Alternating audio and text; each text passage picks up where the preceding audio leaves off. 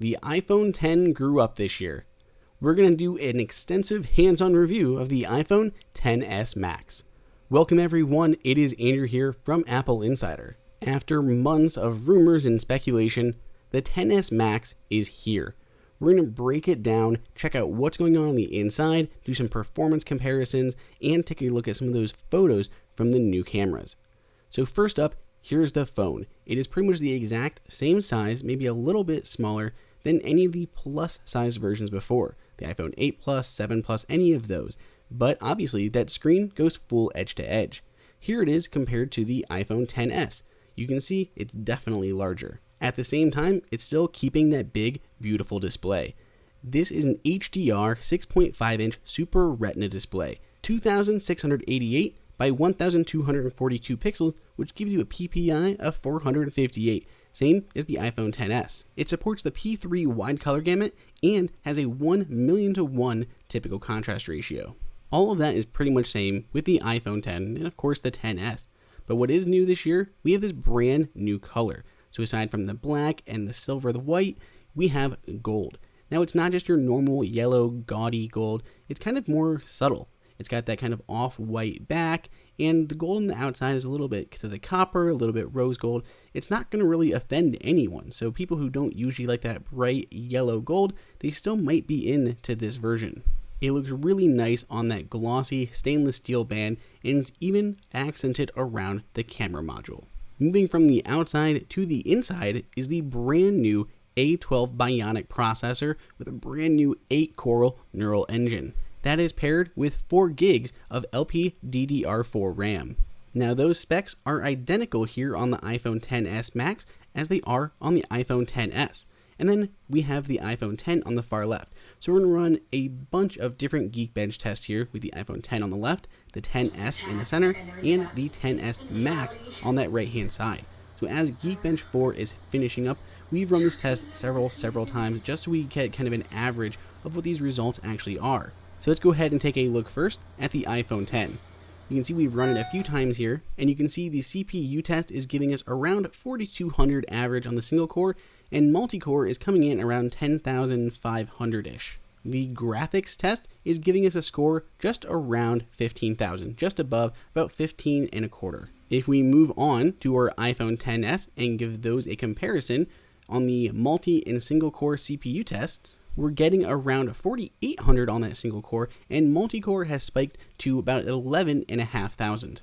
Those were pretty good gains, but we got even better gains on the graphics portion. It actually jumped up about 30% to roughly around 20,000. Moving on to the iPhone XS Max, which has the same internals as the iPhone XS, our scores are a little bit lower than we expected, about 4,800 and about 10,500 for the single and multi-core scores respectively. On the graphics portion, we got quite similar results, actually coming in above 21,000, which should be great to see on such a large, beautiful display. Next up, we traveled outdoors to test out those brand new cameras. We still have the dual 12 megapixel camera system, except there are a few improvements that should lead to better low light photos and contrast. The cameras are largely the same, but that top wide angle camera has actually increased the sensor size, and pixel pitch has gone from 1.22 micrometers to 1.4. That extra depth should allow more low light to come in. Apple has also paired the camera system with that new, really fast neural engine. That should allow for better portrait photography, image segmentation, facial landmarks, and facial recognition. The XS and the XS Max also have this awesome depth control feature where you can adjust the amount of blur by increasing or increasing the f value. As that f value decreases, it is theoretically widening the aperture, allowing more light in and blurring the background more. It gives us some really nice bokeh effects, and it even gives you kind of distortion around the edges, the same as you would see with a DSLR.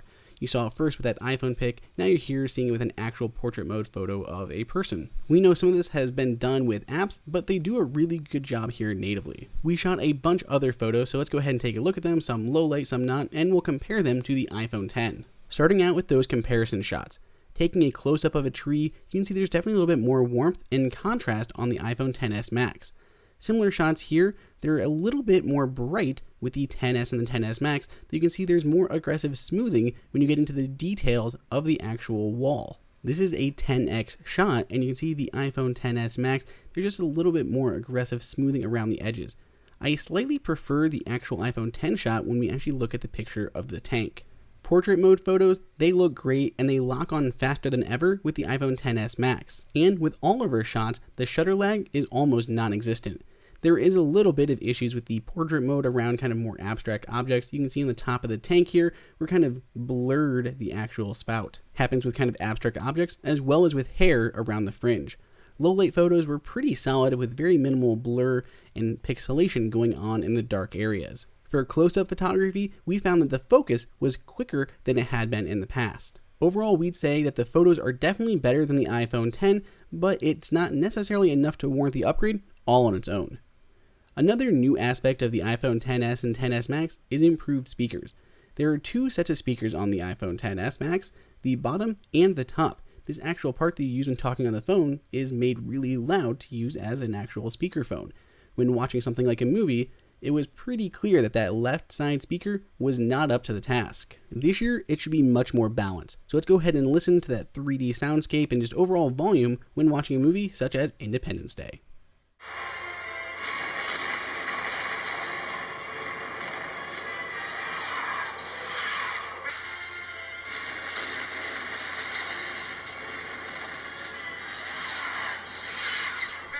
We'd say not a huge difference in overall quality, but the speakers themselves sound more balanced, which should, as Apple says, create a more robust and filling soundstage. Basically, that top speaker just louder and more clear. There's less crackle when the volume is turned up all the way. Sometimes you may not notice it, other times you certainly will. We also have improved LTE. There's support for gigabit LTE, which has varying use in the US depending on where you live. Additionally, it's the first iPhone to support T-Mobile's 600 MHz Band 71 LTE. To help manage this, you can see there's a couple new antenna bands, one on the bottom, which gives you kind of offset speaker grills, and then another one here at the top. When we actually did some speed test, again, this is going to vary completely based on where you are.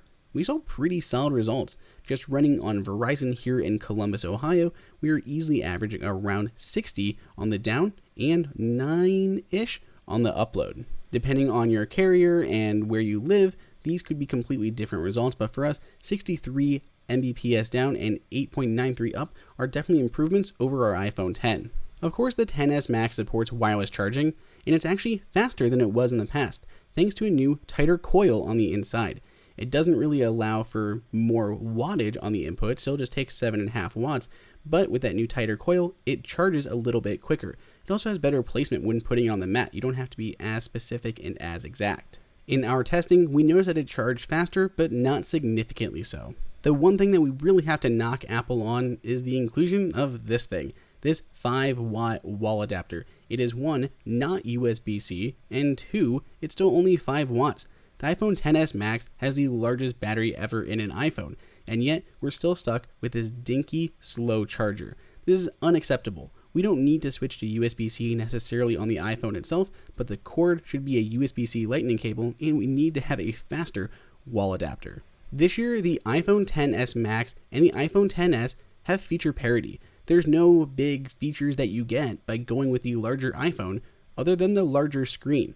So when it comes down to choosing which model to get, that's really up to you. Those glossy signs and the heavier weight make this a little bit easier to hold in the hand than previous plus-size handsets, but if you don't need that large display, you can go with the iPhone XS and get just as an amazing phone. As it is every year, this is the best phone